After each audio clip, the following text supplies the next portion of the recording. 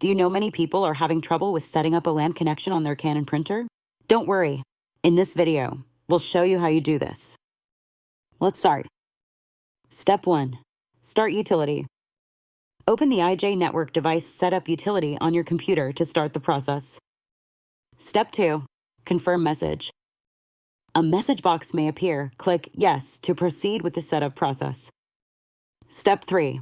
Select Setup. Select Printer Network Setup to see a list of available printers. Step 4. Choose printer. Find your printer showing Wired LAN as the connection method and select it. Step 5. Adjust settings. Go to Network Settings and adjust your IPv4/IPv6 settings as needed and click Set. With these steps completed, your Canon PIXMA TR4755i should be successfully connected to a LAN network. Still need help? Visit our website for the complete manual. There you will also find questions and answers from other Canon users. Did you find this video helpful? By subscribing, you help us continue to answer users' questions. So, subscribe to our channel.